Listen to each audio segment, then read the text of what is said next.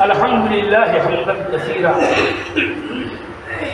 الحمد لله حمدا يملأ السماوات والأرض الحمد لله حمدا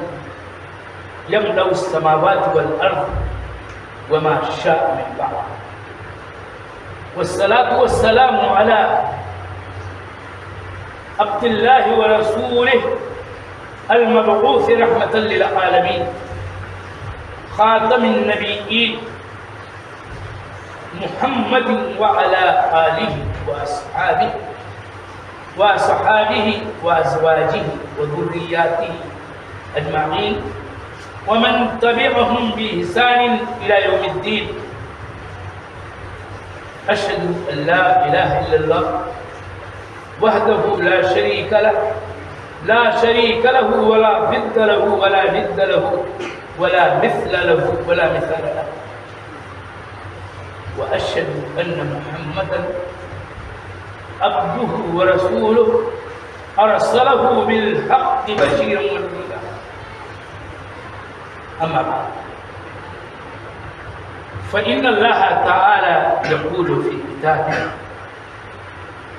ولولا فضل الله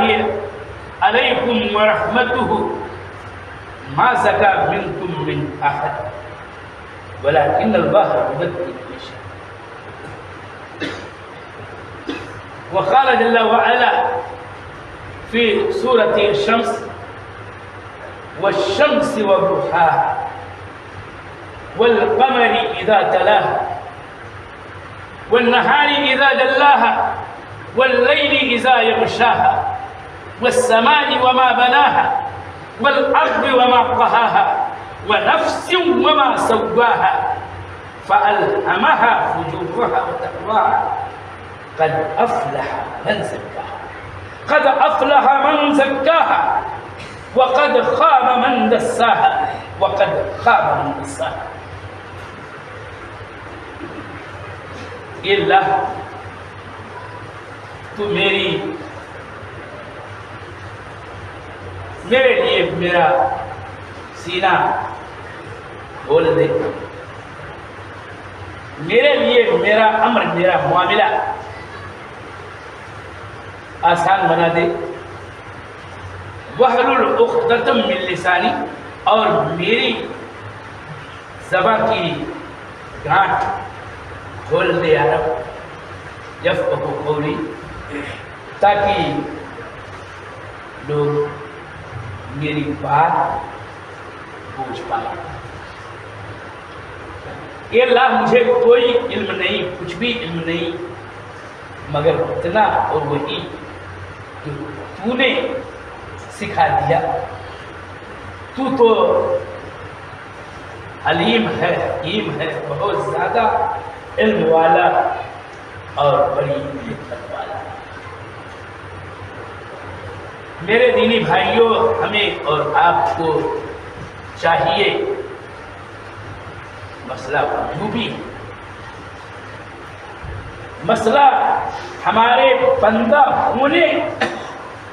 کا ثبوت والا ہے، مسئلہ ہماری آپ کی پیدائش کی اصل غرض و غائب کو پورا کرنے والا کہ ہم اللہ جل وعلا کی پاکی بیان کرتے ہوئے اس کی تعریف کرتے رہیں، اس کی تعریف کرتے ہوئے صبح و شام اس کی پاکی بیان کرتے رہیں اور اس کا ذکر کرتے رہیں. زبان اس کے ذکر سے تر رہے کہ ذکر الہی بڑی چیز ہے. اسی طرح سے یہ بات بھی معلوم ہونی چاہیے کہ ہمارے رسول گرامی خاتم النبیین رحمۃ للعالمین کے بہت سارے حقوق ہیں ہم پر. انہی حقوق میں سے ایک اہم ترین حق یہ ہے کہ ہم ان پر صلاۃ و سلام پڑھتے رہیں. واجب ہے مقامات، مستحب ہے اس کے مواقع اور اس کی گھڑیاں اور اس کی جگہیں. اور اس طرح سے یہ اللہ جل وعلا خود اپنے نبی پر صلاۃ کرتا ہے. بات اتنی ہی نہیں، اس کے فرشتے بھی نبی مکرم صلی اللہ علیہ وسلم پر صلات کرتے ہیں۔ اور آگے یہ بات بھی ہمیں جاننی چاہیے کہ اللہ جل وعلا کا امر ہے، اس کا آرڈر ہے، اس کا حکم ہے تمام اہل ایمان کو کہ وہ نبی صلی اللہ علیہ وآلہ وسلم پر صلات بھی کرتے رہیں، سلام بھی پڑھتے رہیں۔ ان اللہ وملائکتہ یصلون علی النبی یا ایھا الذین آمنوا صلوا علیہ وسلموا تسلیما۔ یہ رات جو گزری ہے لیلۃ الجمعہ، جمعہ کی رات، اور یہ جمعہ کا دن آج غروب شمس تک، یہ وہ گھڑیاں ہیں جس میں اللہ کے رسول صلی اللہ علیہ وسلم نے ہمیں اور آپ کو، اپنی امت کو اس بات پر ابھارا ہے کہ کثرت کے ساتھ مجھ پر صلات پڑھتے رہو، تم کہیں بھی ہوگے صلات مجھ پر پیش کی جائے گی۔ بہت ہی ثواب کا عمل ہے، اخروی فائدہ عظیم ہے کہ ہم آپ کی امت کے وہ لوگ جن سے خطائیں ہوں، جن سے گناہ سرزد ہو، جن سے بہت ساری کوتاہیاں واقع ہوں، اگر ہم توحید پہ قائم رہے تو بہت ساری ہماری غلطیاں اللہ تعالیٰ اپنی رحمت سے معاف کرے گا۔ اور اس کے رحمت ہی کے شاخسانے میں سے ہے کہ اس سے جب اللہ کے نبی صلی اللہ علیہ وسلم اجازت مانگیں گے شفاعت کی، تو گنہگاران امت کے لیے جو اصل توحید پر جو قائم ہوں گے، اس کے علاوہ بھلے اعمال و اخلاق میں خرابیاں ہوں، تو اللہ کے رسول صلی اللہ علیہ وسلم شفاعت کرے گا۔ اور شفاعت سب سے زیادہ اس کا حق دار آپ کی امت کا وہ بھی ہوگا جس کے بہت ساری خوبیاں ہوں۔ انہیں خوبیوں میں سے ایک خوبی یہ ہو کہ وہ نبی مکرم صلی اللہ علیہ وسلم پر صلاۃ السلام پڑھتا رہا ہو۔ خطبے میں نے سورہ نور کی ایک آیت کا ٹکڑا پڑھا تھا دوسرے خطبے میں، اور سورہ الشمس کی کچھ آیات۔ موضوع اساسی ان آیتوں کا یہ ہے جو میں اپنے آپ اور اپنے دینی بھائیوں کو، اپنے بزرگوں کو اور اپنے تمام سامعین و حاضرین جمعہ کو یاد دلانا چاہتا ہوں، وہ یہ ہے کہ ہمارے دینی شرعی مسائل میں سے ایک مسئلہ ہے دل اور دل کی پاکیزگی کا، اور دل کی گندگی کا، نجاست کا، غلاظت کا، خباثت کا۔ یہ مسئلہ تکوینی ہے، تشریعی ہے۔ تکوینی کا مطلب یہ میں بتاؤں آپ کو کہ اللہ جل وعلا نے ہمیں اور آپ کو پیدا کیا، اور ہمارے اندر چونکہ اللہ جل وعلا نے ہم کو آزمائش کے لیے پیدا کیا ہے، اس لیے اللہ جل وعلا کی حکمت بالغہ ہے، حجت اللہ البالغہ ہے کہ اس نے ہمیں اور آپ کو یعنی انسانوں کو با اختیار، با ارادہ مخلوق بنایا، اور چاہے وہ ایمان و کفر ہو،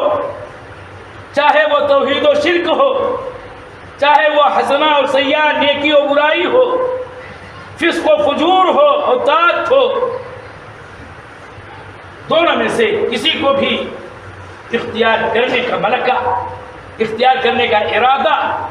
اور اختیار کرنے کی قوت، قدرت جو ہم بندوں کو محدود طور پر اللہ جل وعلا نے عطا کی ہے۔ اور پھر اس کے بعد تشریعی مسئلہ ہے، اور تشریعی کا مطلب، شریعت کا مطلب، دینی کا مطلب یہ ہے کہ اللہ تعالیٰ نے ایمان لانے کا مثلا حکم دیا ہے، اور کفر سے روکا ہے، توحید اپنانے کا حکم دیا ہے، شرک سے منع کیا ہے، نیکی کرنے کا حکم اور اس کا ثواب اور اس کا جزا بتایا ہے، تو برائی اور اس کے برے انجام اور ہولناک انجام سے ڈرایا اور باخبر کیا ہے۔ طاعت پر اللہ تعالی نے ہمیں ابھارا ہے، اس کا حکم دیا ہے، تو معصیت اور فسق و فجور سے اللہ جل وعلا نے اپنی کتاب میں اور اپنے رسول کی زبان پر ہم کو روکا ہے، تو یہ تشریح ہے کہ مسئلہ یہ ہے کہ ہمیں تو ہم شریعت کے پابند ہیں، اور شریعت کو ہمیں مکلف کیا گیا ہے، اور اس کا خلاصہ یہ ہے شریعت کو مکلف کرنے کا کہ اللہ تعالیٰ کے احکامات، اس کے اوامر، جو اس کے حکم ہیں، جس کا اس نے حکم دیا ہے، اس کو ہم بچا لائیں جتنی اللہ تعالیٰ نے ہم کو توفیق اور استطاعت بخشی ہے۔ اور شریعت کے مکلف ہونے کا مطلب یہ ہے کہ جن باتوں سے اللہ تعالیٰ نے روکا ہے، منع کیا ہے، اس کو حرام و ناجائز قرار دیا ہے اور اس کے وبال کو بیان بھی کر دیا ہے، اس سے ہم رک جائیں، یہ شریعت ہے۔ جو اللہ تعالیٰ کے اوامر کی پابندی کرتا ہے، جو اللہ جل وعلا کے نواہی یعنی روکی ہوئی باتوں سے رک جاتا ہے، تو وہی کامیاب ہے اور وہی امتحان میں پاس ہے، وہی آزمائش میں کھڑا ہے، اور وہی ہے کہ جس کا نفس اور جس کا دل صاف ستھرا ہوتا ہے۔ اور معاملہ یہ ہوا کہ ہم نے اپنے اللہ جل وعلا کی دی ہوئی اختیار کو، کہ اس میں حکمتیں ہیں، اگر اس کو اس رخ پہ استعمال کیا کہ ہم نے مثلا کفر کو اختیار کیا، مثلا شرک ہم نے کیا، ہم نے بدعات کی، ہم نے گناہیں بالکل کیا اور کرتے گئے، اور اس طرح سے آپ کہتے ہیں ہم نے اللہ جل وعلا کی منہیات محرمات کو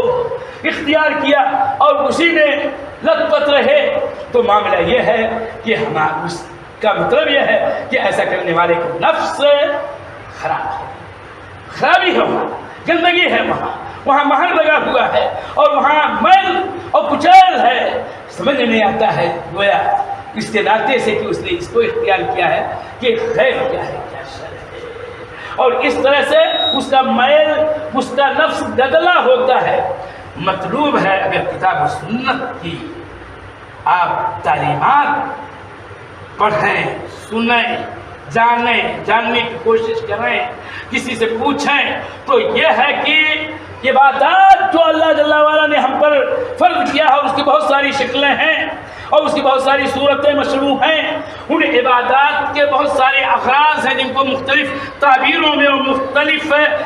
لفظوں میں، مختلف جملوں میں ہم بیان کر سکتے ہیں، لیکن ایک انہی میں سے ایک یہ بھی ہے کہ عبادات کا مطلب یہ ہے کہ ہم اللہ کی عبادت کریں تو عبادت کرنے کا حاصل یہ ہو کہ ہمارا دل مجلہ ہو، مصفہ ہو، صاف ہو، ستھرا ہو، کہ برائی اور برائی کی طرف جھکاؤ اور میلان نہ ہو، اور دل صاف ستھرا رہے، اور جس کے بہت سارے مظاہر ہوں گے کہ نہ اللہ جل وعلا سے کوئی عداوت، نہ اس کے رسول سے عداوت، نہ اس کے دین سے عداوت، نہ اس کے دین پر چلنے والے اہل ایمان سے بغض اور عداوت اور کینہ اور حسد اور کپٹ ہو، اور اس طرح سے دل بالکل صاف ستھرا ہو۔ جبکہ اس کے برعکس معاملہ یہ ہوتا ہے کہ آدمی دوسرا راستہ اختیار کرتا ہے، تو آ کر کے باضابطہ مساجد کے اندر اپنی نفس کی خرابی کا ثبوت علی اعلان دینے لگتا ہے، جیسا کہ دیکھنے والا کوئی دیکھ سکتا ہے اگر ایمان کی نگاہ ہو، اگر اسلام کی نظر ہو، اگر تقوی و طہارت کے مسائل پر نگاہ رکھتے ہوئے نگاہ ڈالا جائے تو یہ ہوتا ہے۔ تو اسی بات کا ذکر ہے، لیکن یہ بھی بات ہے کہ بہرحال اللہ جل وعلا کا جو فضل ہوتا ہے ہم پر، آپ پر، اس کے بندوں پر، اور اس کی رحمت ہوتی ہے، تب دل صاف ہوتا ہے اور تزکیۃ النفس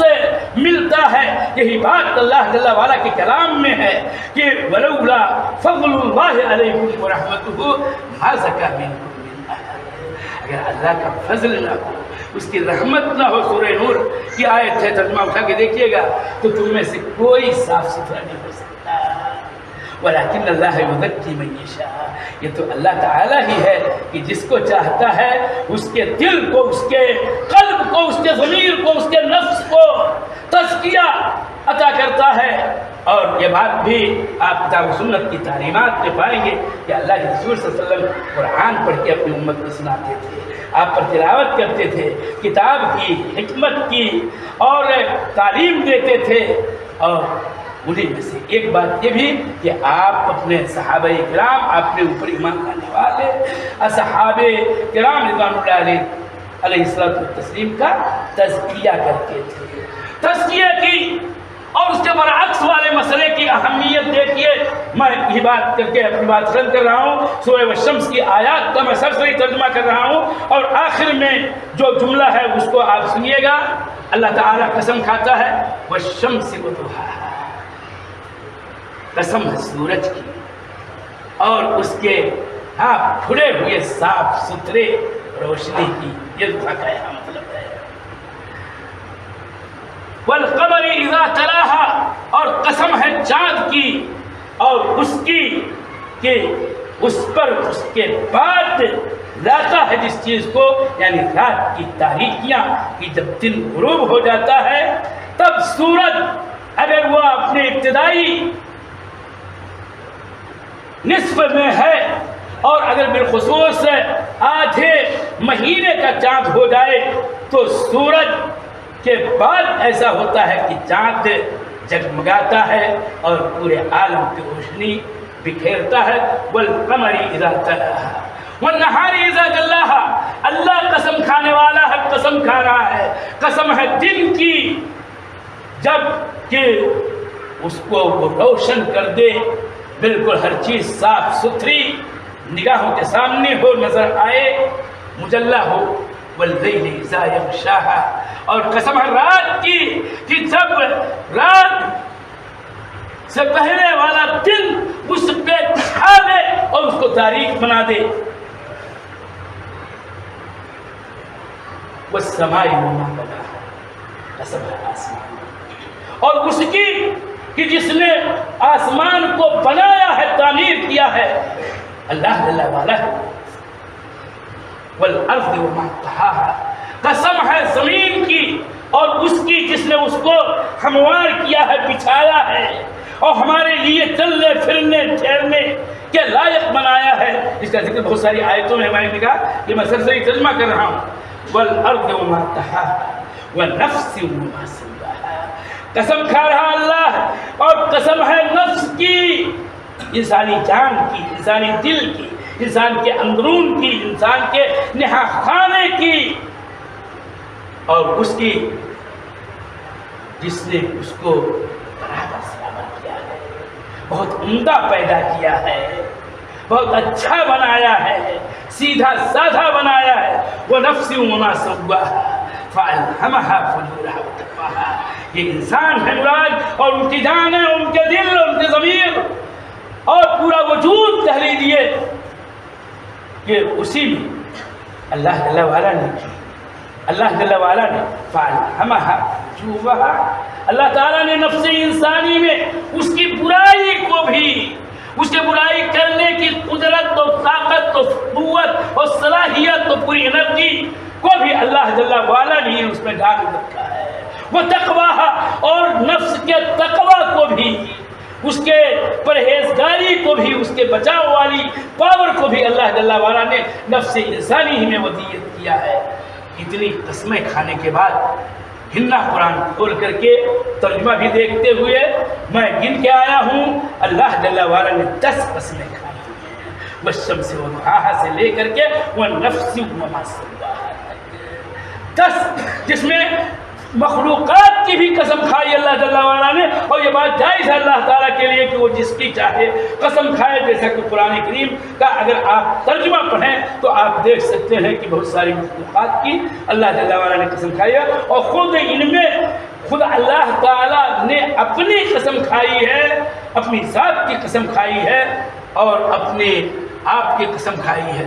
10 قسمیں کھانے کے بعد اللہ تعالیٰ کہتا کیا ہے؟ قد افلح من زکاہا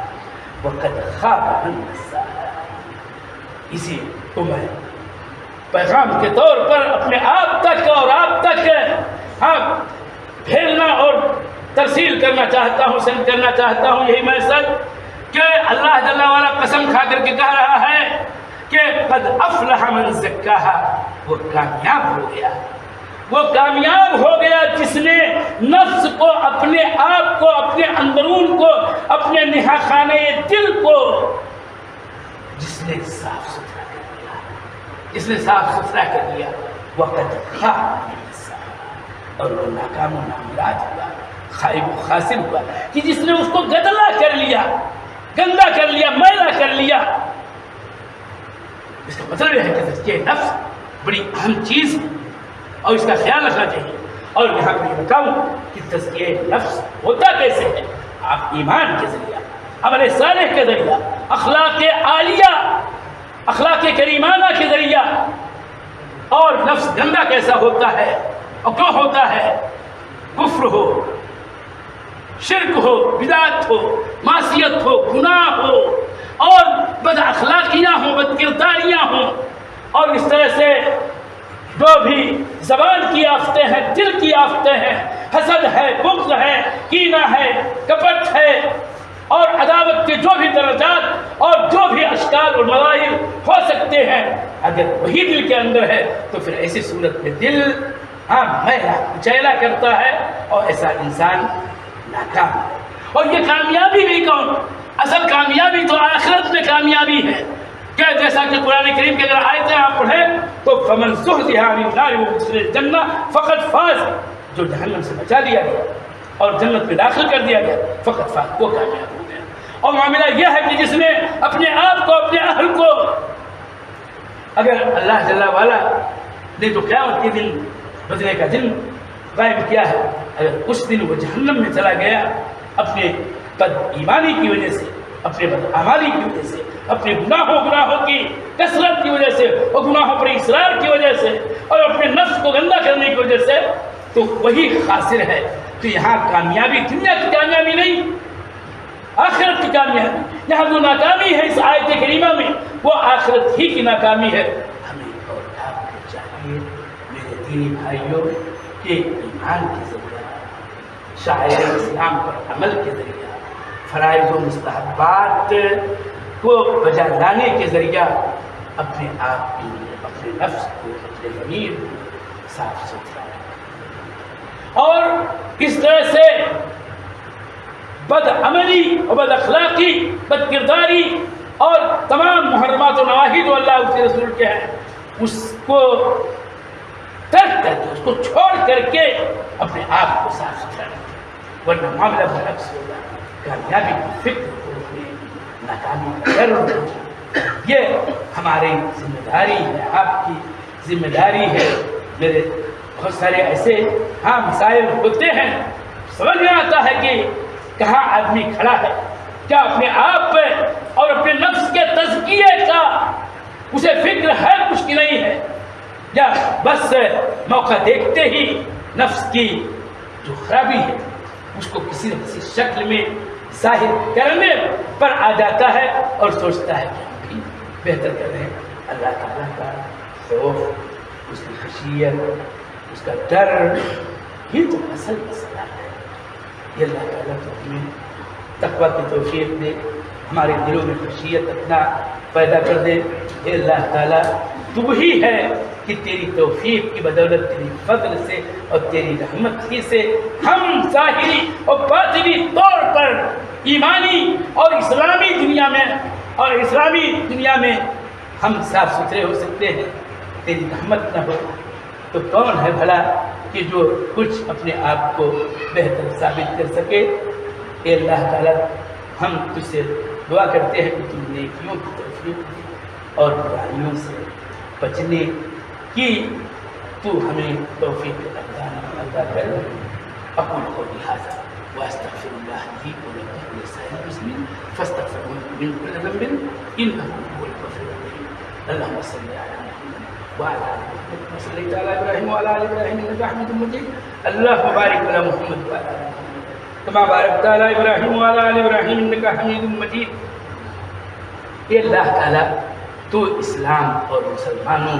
کا بول بالا ہے۔ یہ اللہ تعالیٰ تو اعدائے اسلام، ان کی سازشوں اور اسلام اور اہل اسلام کے خلاف ان کے تمام منصوبوں کو یہ اللہ تعالیٰ کا ناکام بنا۔ یہ اللہ تعالیٰ تو اسلام کی مدد کر، اہل اسلام کی مدد کر، مسلمان جہاں بھی ہوں دنیا کے جس کونے میں ہوں اللہ تعالیٰ کی ان کی نصرت و تائید عطا کر. اے اللہ تعالیٰ تو کلمہ توحید کا بول بالا کر. اے اللہ تعالیٰ تو ہمیں توحید پر قائم رکھ اور نیکیوں کی تو توفیق دے. برائیوں سے بچنے کے سلسلے میں اللہ تعالیٰ تو اپنی فضل و رحمت سے ہم کو اس سے بچنے کی قوت و صلاحیت عطا فرما. اللہ تعالیٰ کو جو پریشان حال ہیں ان کی پریشانی کو دور کر. اے اللہ جو بیمار ہیں ان کی بیماری کو دور کر. اللہ تعالیٰ جو قرض دار ہیں ان کے قرض کی ادائیگی کا سامان بہم فرما. یہ اللہ تعالیٰ جو راہ راست سے بھٹکے ہوئے ہیں ظاہراً باہراً اللہ تعالیٰ تمہیں صراط مستقیم پر چلنے کی توفیق عطا فرما. عباد اللہ رحمکم اللہ ان اللہ یأمر بالعدل والإحسان وإیتاء ذی القربى وینہی عن الفحشاء والمنکر والبغی یعظکم لعلکم تذکرون ولذکر اللہ اکبر واللہ یعلم. اللہ اکبر اللہ اکبر.